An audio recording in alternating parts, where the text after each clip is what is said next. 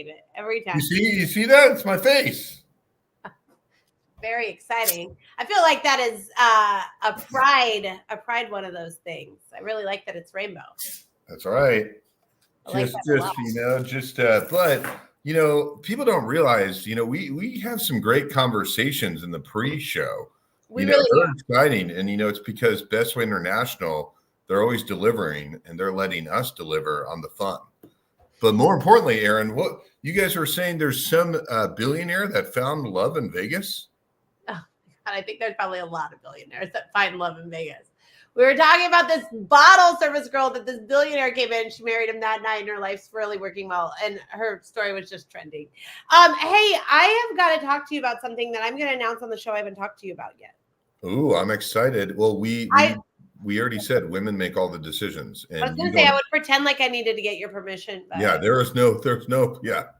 I don't feel like I really need to do that. No. Well, here's the deal. We have several thousand people that follow this page. And we do this show every week. We've had almost 800 guests on this show. It's insanity. We're coming up on 5 years here soon. We're at about 4.5 years.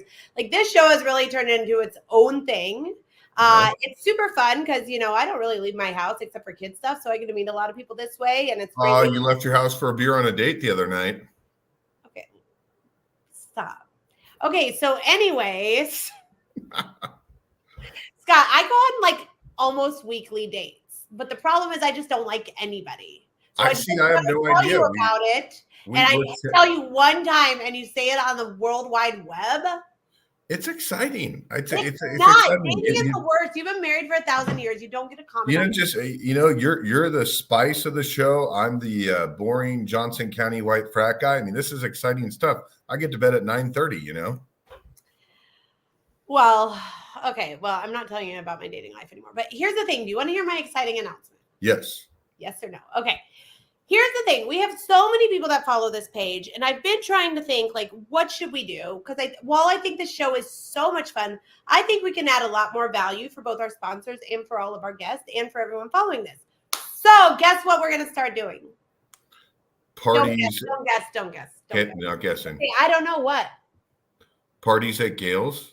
No, just say, I don't know what. I don't know, Aaron. What are we going to do? Okay, Scott, I'm so glad you asked. What we're going to do is we're going to start highlighting some awesome stories and content as well of people all over Kansas City. So we get to meet a lot of cool people. And like Scott mentioned, during the pre-show, we get to learn a lot more about their personal lives, about some of their stuff that doesn't always make it to the show. So we're going to start sharing people's stories right here on the page. So if there are some really cool people you want us to follow, mention, learn about, put out there, possibly also have on the show, tag them and send us the stories. Send them to me. Scott won't check. Send them to me.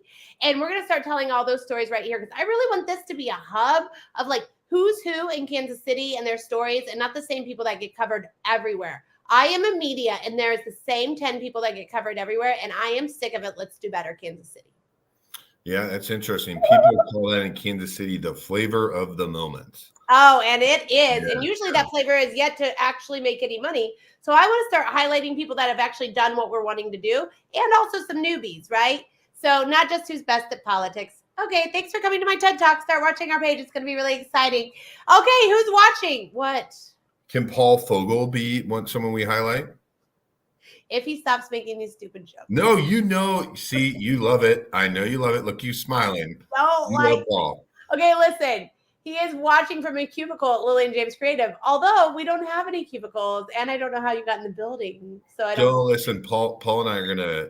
I was telling Paul we should co-host the show together, but I was like, I can't. Because Erin does everything, and she's the only one that knows what's going on. That's not going to happen. But I will tell you, we do have new studios. We just moved, and we're starting. They're starting construction on Monday, and it should be pretty quick. But we have new studio space, multiple studio space down in Waldo. So it's really exciting. I'll have to make that announcement later. But let us know if you're watching on LinkedIn, Facebook, or YouTube, and let us know if you're watching live or the replay. We're super excited. We have 2 great guests. We do have the most awesome sponsor. You want to talk about our sponsor for a second? So Bestway International, they not only do international, they do domestic, but really they deal with hairy opportunities. What does that mean? It means if it's tough to haul or it's complicated, You need a team like SEAL Team 6 moving that freight. Bestway International. Do you ever watch New Heights podcast? I do. My wife is tickled to death with Travis Kelce, and I had a mustache this morning, Aaron, and I shaved it. Thank you for doing that. It was terrible. I like how they do their sponsor stuff. I'm going to start writing something up for you so you just read it. That was really good what you just did, but usually you slide in weird things, so you're getting better. Yeah, I like it. I'd like to start promoting weird random products. Like no, not for free. First game vibes. Put it down. We don't do free work around here, Scott. Thank you. Okay, here we go. Let's just bring in our guest. This has been a disaster so far. Okay, Woo! Nobody watches this for the professionalism. I promise you that. Oh, that's true. All right, we're just gonna go by the order everybody showed up. Our very first guest today is Angie Reed and Jenna. Let's stop this terrible music. Hello, ladies. Welcome to Drink. We're so excited you're here. Whose dog is that? That's Angie's dog's ready. She's ready. They're ready for the show. They're ready, Aaron. Music. And I can't get. She was fine up until. That's how it goes, Angie. Don't you worry, Angie. Jenna will go. Yeah, she should calm down. The mailman just left, so she should be okay. You're good. I can tell my dog in the bark too. I know. I'm surprised my dog isn't starting with that. Angie, you're good. You can talk right out. Oh, let's start with Jenna. We'll come right back to you. Okay. We'll do it backwards today. How about that? That'll be exciting. All right, Jenna. Who are you? What do you do? And how do you get to Kansas City? So I am Jenna Schumacher, and I work for SynchronyHR. We are a PEO or HR outsourcing firm, and basically we help small, medium-sized businesses with everything from their payroll, their benefits, their technology, and their risk management to make sure that we alleviate that pain from business owners wearing too many hats and who just want that off their plate. We customize all of our solutions to make sure it fits the business owner and their needs, and make sure that we do an analysis to make sure it is in line with what they're looking for. How did I get to Kansas City? So I am from Louisiana, and I will say that forever. If you see me at a crawfish boil, bringing king cakes around all day, but true story. Yes.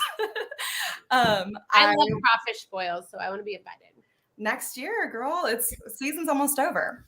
But yeah, it ends like July. Sorry. That's why we had it. We're good, Scott. No.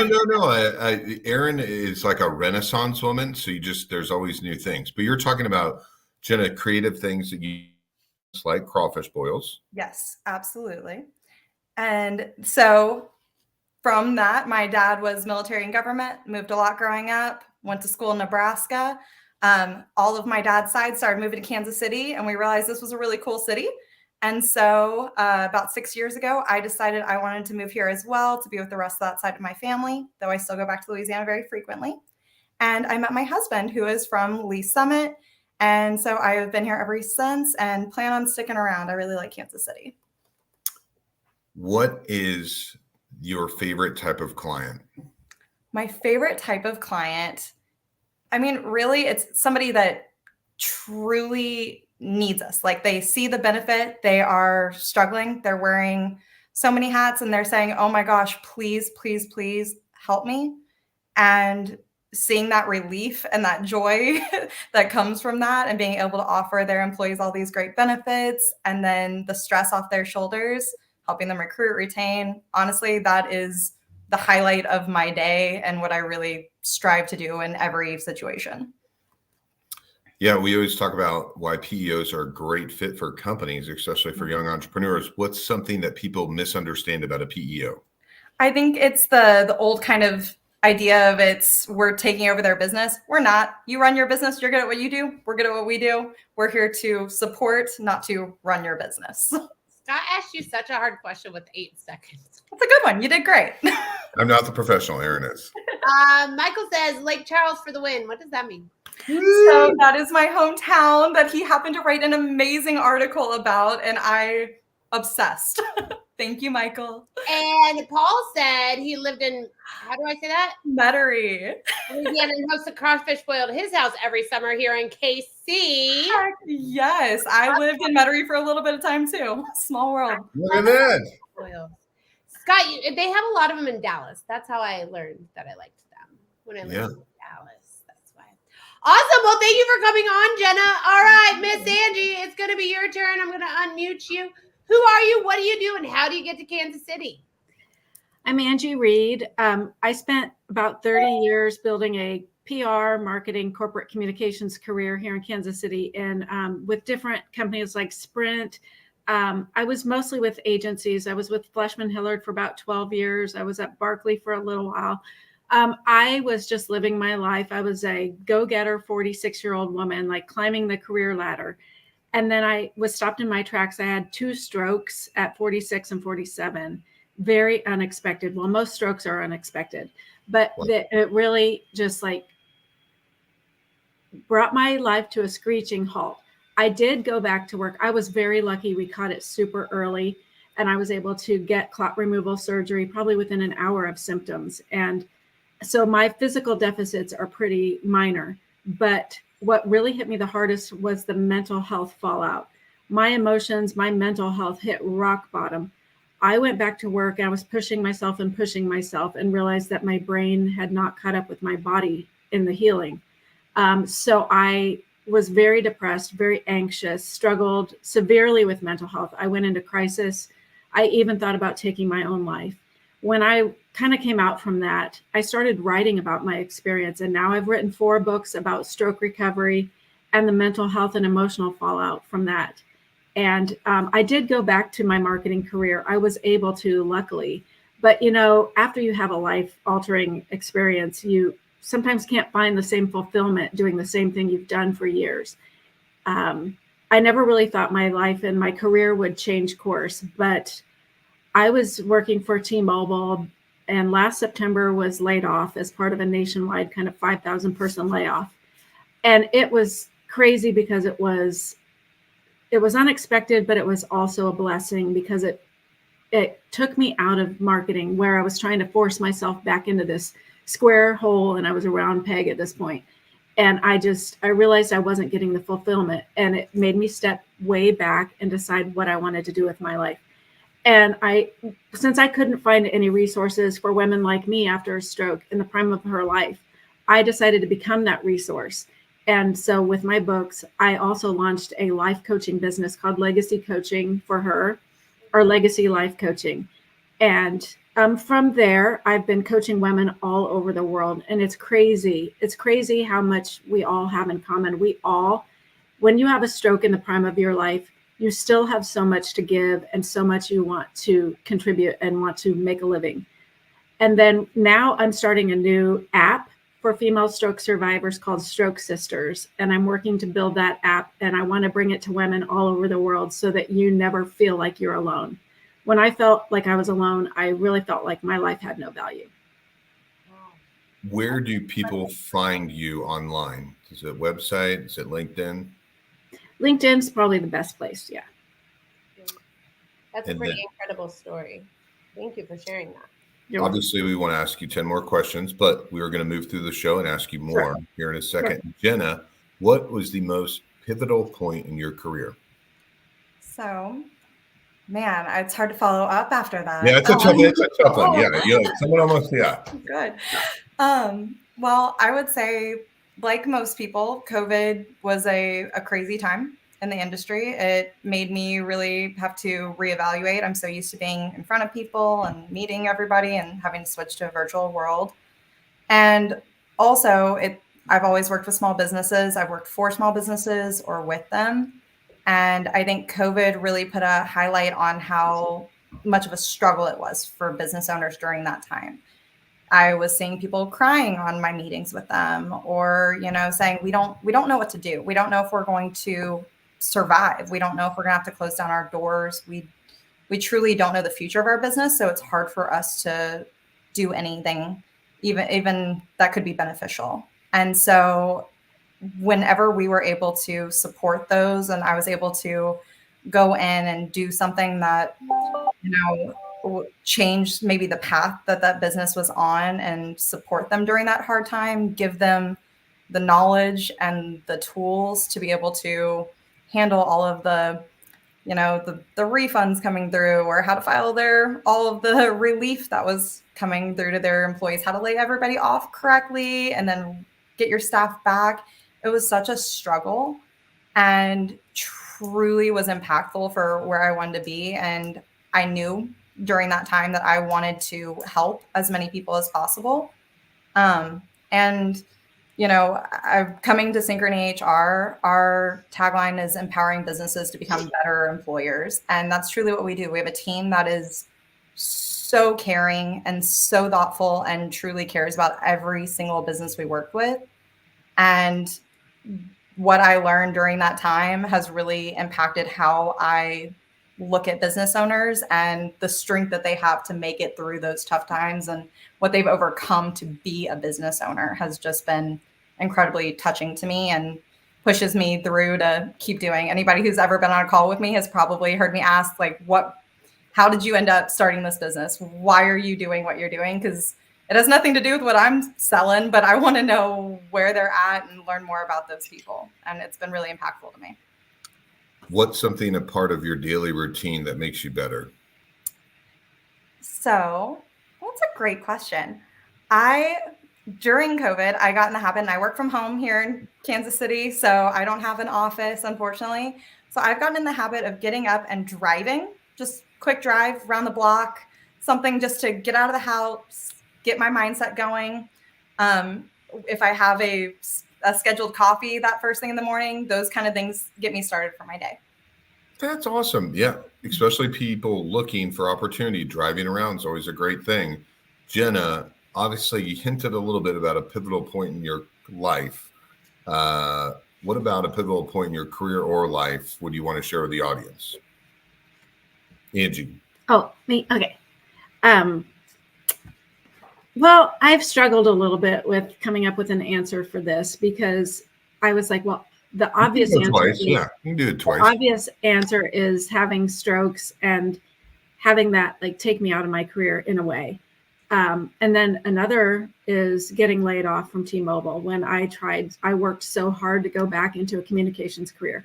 But I think that I am going to fall back to my first answer, and that was having strokes that completely like interrupted my plans for life and interrupted my career. And I could no longer keep climbing the ladder of success, because my doctor actually told me, because I had 2 strokes, I had one, and then 8 months later I had a small one, a mini stroke. And my doctor basically said, if you continue to try to push yourself like this, you are not going to get another chance. You've already had 2 warning signs. It's time to take a huge step back. And she said, you got to throw your ego aside and take a much lower level job instead of a VP, or I was a partner at Fleshman Hillard when I was there. She said, you can't be in a leadership position anymore. You can't be in a high stress position. It will kill you. And just grappling with my own ego with that was very hard. And it's taken me a long time, because it's been almost 7 years since my strokes. It's taken me a really long time to say, I'm okay with that. And going back into communications, I could do the job, but regardless, I always wanted to be perfect and just to keep pushing and pushing myself. And I learned that perfectionism is like a disease. And I am now a recovering perfectionist. I no longer care if it's the best in the world. If it's good enough, it's good enough. And my good enough is usually far better than what most people would expect. So I had to come to that realization. And that we are not really in control of our lives as much as we think we are, as much as we think we can direct every twist and turn of our lives. We can't. Things are out of our control. And you just have to be able to roll with the punches. That's what I've learned. Angie, with your executive coaching, we were talking ahead of the show about different recommendations. Do you find yourself making a lot of referrals to other professionals like yourself? I don't really do professional coaching. I do more life coaching and confidence coaching for stroke survivors, because most of us, especially as women, we lose all confidence in ourselves when we no longer look the same or can do the same things or perform the same at work. And so it's about life coaching and confidence coaching and how to get that confidence back. I have worked with career coaches in the past, and I will always refer folks to the same career coach I worked with because she specializes in females and female leaders and coaching them to ask for and demand what they deserve in the workplace, including pay. One of my team's best team members, I guess is the best way to say it, actually is Michael Mackey, and he's also a stroke survivor. So he said, "Stroke survivors unite." But I do think he very much appreciates his life, right? Because he's been through that. I wanted to pull up a couple of these too. Will said to you, Angie, great way to find a constructive path through trauma and challenge. Pretty amazing. And then he said to you, Jenna, well, I guess to Paul, he just wants you guys to know he's from Louisiana and he also likes crawfish. All right. So please invite Will to that. As a side note, Will is in charge of over 500 people in one of the largest healthcare systems in town. And so just interesting food for thought. A CEO is watching the show and hearing your thoughts, Angie. That's pretty cool. I want to jump in here only because I didn't know much about you, Angie, before the show, actually, to be honest. But my mind, so I feel like you are like the advertising that I grew up wanting to be, and then I'm I'm the digital, like the new, flashy, all of that, the TikTok, that kind of stuff. But all my mind keeps going is you have all that advertising stuff. It's the exact same method, right? It's keep it simple, be authentic, all the same things forever. And I just wonder, as you grow your personal brand and you put yourself out there, because you have all of that, I imagine that those years and years of your career are about to really pay off in survivors, because you putting yourself out there like you are today, you know how to take this content and run with it. I imagine that all comes full circle eventually. Is what I see happening. That would be great, but it's hard to market yourself. It's not always easy to put that behind yourself. Do I know? Hire Lillian James. Lillian James. I'm just saying, I think that, I mean, obviously you could hire me, but you already know your stuff. It's the exact same stuff. You already know this. I just think it's all going to come full circle, and we're going to have you back on here in a year or two, and it's all going to make sense. It's all about being authentic and being true to yourself. And I am an open book, and so many stroke survivors are struggling with the exact things that I did. And there was no playbook for me. And that's why I want to create Stroke Sisters, have it be an app that you can leave the hospital with. Yeah. And it's almost like a playbook. And it's almost like you have girlfriends in your pocket that have been through what you've been through. So you're not alone, because loneliness is a huge side effect of having a stroke. Many women are stuck in their homes and can't get out. And so they're lonely because friends tend to drop off. Let's piggyback off that for this last question. We'll stay with you, Angie, and then we'll jump over to you, Jenna. How can the Kansas City community help you get there? And how far are you on those goals for this year? I'm still in startup mode with Stroke Sisters, and I'm not a tech person. I'm a marketing PR person. So it's brand new to me. And what I'm learning is really cool. The Kansas City ecosystem for startups and small businesses, entrepreneurs, and female entrepreneurs is really exciting. And so I'm getting tapped in with some of the resources that are helping me put together my pitch deck and go out and seek funding. So I am looking for investors. I'm also looking for folks that can help build this thing, because we need it to be as strong and great as it possibly can be. So I need help with the technical side of things. And that's, I'm pitching to Digital Sandbox in a couple of weeks for potential seed funding to build our MVP and then to go from there. And I'm just learning all about how to go after investors. And it's just really cool because I'm learning a whole new side of things.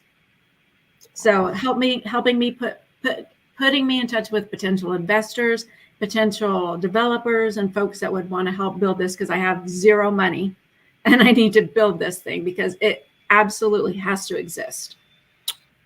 Angie, same question that I asked Jenna. What does a great client look like for you? And when I think about clients now, I think about my coaching clients. And really, it's somebody who's coachable, somebody who wants to improve. Because there are a lot of women, a lot of stroke survivors that just frankly give up on themselves.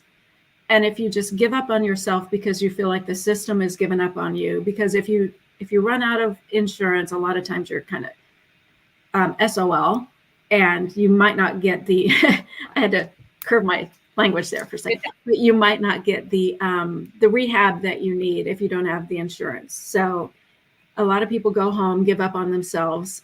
So it needs to be somebody who has some willpower, who has belief that they can improve and are coachable. Because if you think you have all the answers, you're not coachable. If you can't do the homework and do the hard work involved in bettering yourself, you're not a client for me.